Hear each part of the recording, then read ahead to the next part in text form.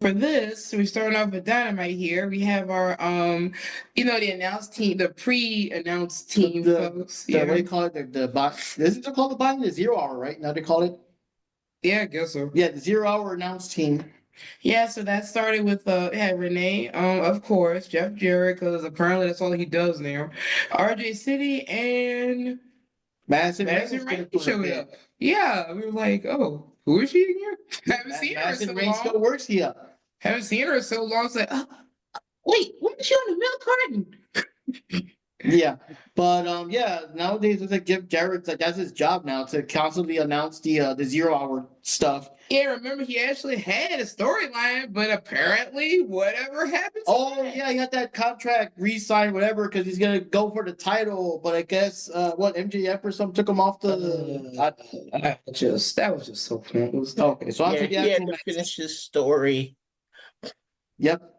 And this will be his final run.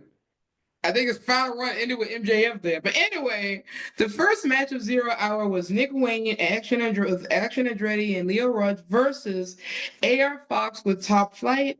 And the winner of this match was Nick Wayne, Action Andretti, and Leo Rush. And just to get the points out the way, I said, this is one of the matches that Panda didn't give one for, but everyone else went for, let's see, only Jack and Mark went for Nick Wayne's team, so they're the only ones who would get points for this. Yeah. So here are some of the notes we got off of that match there. So we got AR Fox flying out there and knocking everyone down, and everyone's just basically that's how the match started. Like they were all getting into the ring, and AR Fox just does the suicide dive, knocks everyone down, and everyone just starts beating the crap out of everyone, all out of order and everything. Kip Sabian was of course lurking around since Nick Wayne is still part of the patriarchy or whatever. Oh, I forgot. So he was getting into Dante's face, Dante Martin, to distract him and whatever. Leo Rush actually got a chain he was going to use, but then Dante grabbed it, so he wouldn't use it, of course. And then they both start kind of doing a tug of war for the chain and stuff. And then what's his name? Dante drags Leo out of the ring with the chain before the ref can see all of that. AR Fox gets Leo and Nick in a double cutter, so that's pretty cool. Kip distracts the referee. Layla Gray, because she also still works here, because now she's just she's like their valet or something. Yeah, she's just downgraded to be their valet. She barely gets any matches. Even back then when she was a valet for Jade, she would still get matches. Now she's just whatever. But anyways, Layla Gray gets Kip away, and it looks like she punched him or something. It was not very clear because the way the camera cuts and stuff. And Nick's mom, oh yeah, I forgot because she's also part of patriarchy. She shoves AR. Oh yeah, so AR Fox was climbing on the ropes to do a thing, and Nick's mom shoves him off, so he falls and everything. And since he fell, Nick took the chance to pin him and win the match. And the weirdest thing was that when the camera pans away to the other people, I remember this, it was kind of weird because again, the camera, whatever, Layla Gray was on the floor and she was still kind of rubbing her face or whatever as if she got hit. So I'm kind of thinking, wait a minute. Okay, so when she punched Kip Sabian, did Kip punch her back or something? Like who punched her in the face? But that's the thing, they did show a shot, they played the music, Nick Wayne people won, the other guys look upset, and he just cuts a Layla Gray on the floor, like she got, I'm like, did Kip punch her in the face? Because I'm sure the mama didn't. Oh, something else I forgot to mention. They had the Dynamite announce team for this one. So, Tony Schiavone and Excalibur, but no Taz. But they had Daddy Magic there. Yep. I love Danny Magic on commentary though. He just adds that extra on-track energy he always seems to have. Tony and Tony and Caliber, like whatever. Mm-hmm. So thoughts on the match, guys? Okay. So my thing is like that was a decent 0 hour match. Like it it escalated quickly, like right from the beginning. Like AR Fox just is like, oh, everybody's here? Okay, dive. I thought that was pretty insane. That's a hell of a way to start a match. But yeah, otherwise it was kind of a meh match back and forth, and then at the very end, I knew some shenanigans were gonna occur as soon as Mother Wayne showed up. So As soon as she pushed him off, I was like, "Yep, this is done." Oh, another standard AEW opening match. Yep. But the great thing part, like, do you think she got socked in the face by somebody? It just looked weird. It was a weird cut. Yeah, now that part was weird because like she was holding her face, and I'm just like, I don't remember her getting hit at any point in this match. Did she bump into something? Did like she like mysteriously run into Kip Sabian's fist? Who knows? You Good walked job, into camera a team. door. Oh no, you. Hey, Johnny.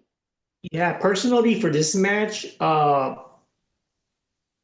felt like there was like way too much stuff going on. Like the camera work was kind of sloppy here and there. Just people, everybody gathering up and trying to beat people up, like everybody, like whatever. Like I didn't really, I don't know. Sometimes it was kind of hard to tell what was going on in the match. But yeah, just kind of like what you said with Mother Wayne being there, there's going to be some shenanigans. And I was actually kind of surprised that Nick Wayne won the match. Well, Yeah. yeah, honestly, same here. It's like, I mean, they had their time to push him and they didn't. So why start now? No, but I mean, now that he's doing like he's getting more into Christian's face, I guess it is their chance to do that. I guess. Anyway, the next match for the 0 Hour was Maskcaster versus whoever. And we weren't going to do points for this one anyway, but my choice was, of course, who was ever going to come into the ring and just beat him because that's the whole pattern. Yeah. So I went for I went for TBA. Yeah, the only thing I do want to say is that with this Platinum Maxcaster challenge or whatever, apparently people are saying that it's kind of getting over with the fans. Because people just, I don't know about like liking his character in general, but they do enjoy him talking a big game and then getting completely embarrassed, getting his ass whooped. So, you know what I mean? Like if you come to heel, you love to see lose, you know? But anyways, for this match, it was not just any random opponent that came up. It was Anthony Bowens. It's a brand new theme song. Daddy has still with him though. I guess they're gonna drop the scissor gimmick and everything. And But the people in the audience, they were still wanting the scissor because it's like, yeah, they can't scissor without both there, you know? Yeah. And yeah, so pretty much it was a short match because there was a lot of it was kind of just staring and whatever. I guess they kind of had to take it back and forth.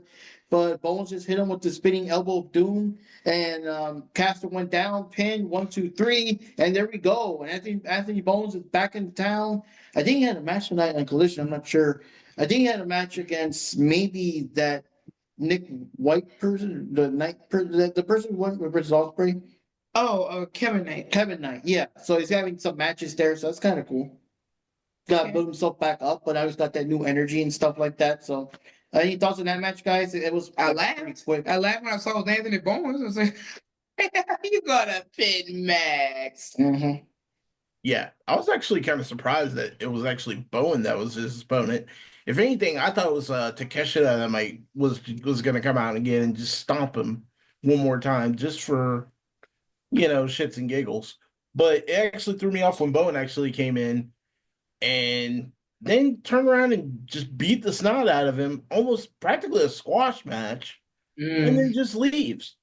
Which, I mean, don't get me wrong, out of the two, if it was going to be a solo run, I would definitely advise Bowen for the push. So I think this is what's going to start happening now. And then knowing the writers, they're going to screw it up, and then the Scissor Gang's going to get back together. But for this time, and piss off Jack even more. Mm-hmm. But for the time being, I say give Bowen the spotlight. Have it so that every time that what's his nuts throws an open invitation, he just comes out and stomps him. Just to kind of get that out and going.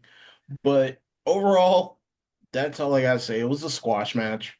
Yeah. Yeah. All right. So now after this, we get to the regular pay-per-view, which was nothing but just. Oh, yeah, Johnny, what did you think? Yeah. So kind of like everybody, I was pretty surprised. Like, damn, I think Anthony Bowens, like, Okay, so it was interesting. There was a little bit of commotion going on there because they used to be buddies. They used to be with their whole sister gang tag team. Sister me daddy whatever. So now like damn, Anthony Bowen's the revenge mode beat the shit out of Max Caster like a piece of shit, and hey, you won the match.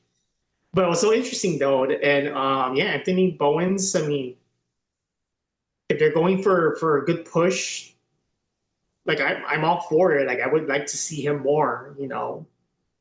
Wrestle more matches. Right. So, my opinion was